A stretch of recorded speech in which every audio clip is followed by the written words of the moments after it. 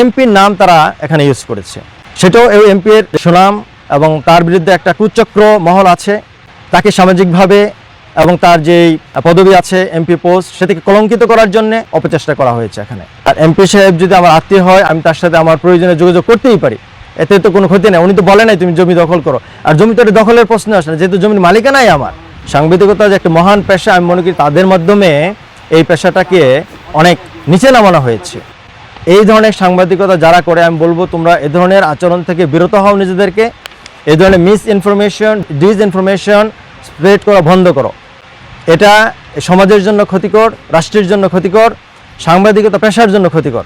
এদের জন্য কিন্তু এখন মানুষ সাংবাদিককে অনেকে বলে সাংঘাতিক, এদের কারণে এদেরকে ধরা উচিত, এদের এই ধরনের আচরণ বন্ধ করা উচিত।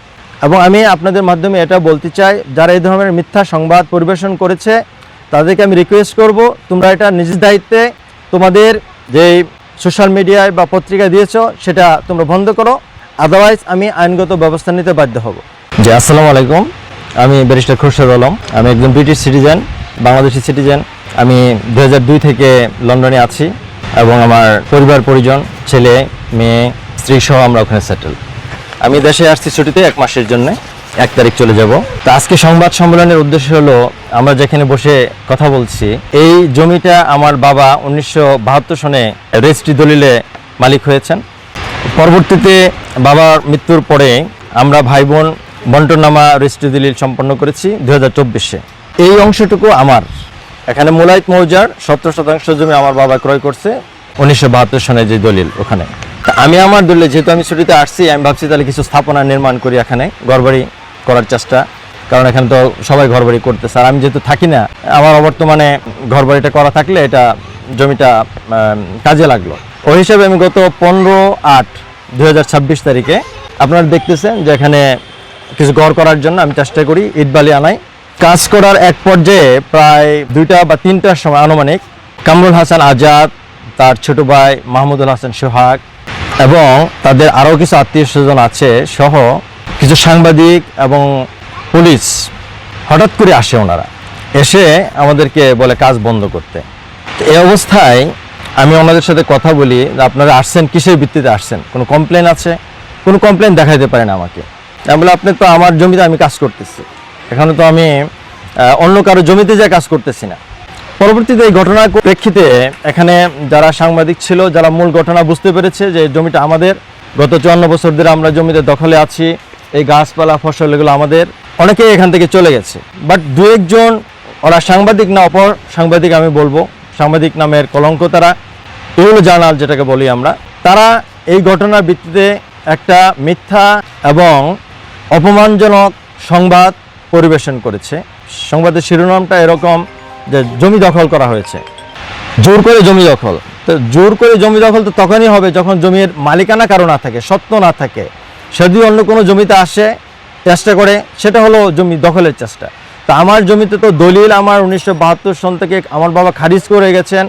আমরাও আরেকটা রেজিস্ট্রি করেছি 2024-এ, 2টা রেজিস্ট্রি আসে এই জমি নিয়ে, খারিজ করা আছে এখানে। এবং আমরা বর্তমানে যেখানে বসে আছি এটা আমাদের জমি সেই 1972 সন থেকে। আমরা তো নিবিড়ভাবে এখানে আমরা বুক দখল করে আসতেছি।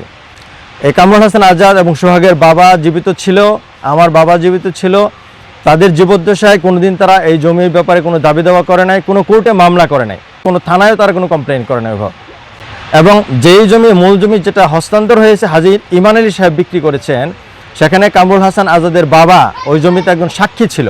এবং এটাও বাংলাদেশ এভিডেন্স অ্যাক্ট 1872-এর 115 ধারা অনুযায়ী স্টপেল।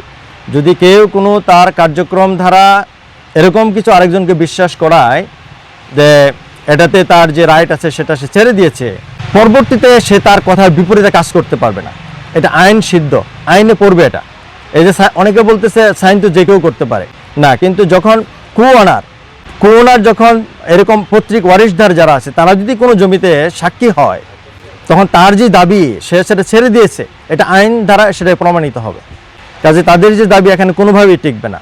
আর তারা বলতেছে এখানে জমি 76%, আমরা মালিক হলো 17%। বাকি জমি কোথায়?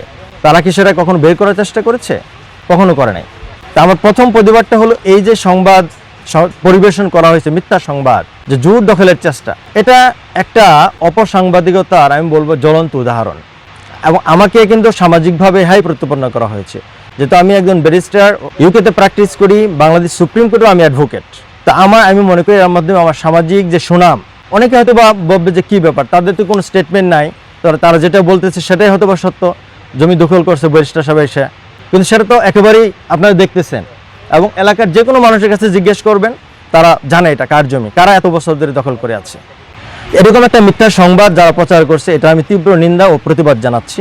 এই সংবাদের সাথে তার আরও একটা সংবাদ জয়েন করেছে, একজন এমপির নাম তারা এখানে ইউজ করেছে। সেটাও এই এমপির এই সুনাম এবং তার বিরুদ্ধে একটা কুচক্র মহল আছে, তাকে সামাজিকভাবে এবং তার যেই পদবি আছে এমপি পোস্ট, সেটিকে কলঙ্কিত করার জন্যে অপচেষ্টা, আমি বলবো অপচেষ্টা করা হয়েছে এখানে। আমি যেহেতু দেশে থাকি না, দেশের বাইরে থাকি, তো আমি দেশে আসলে সবার সাথে যোগাযোগ করি, কন্ট্যাক্ট করি।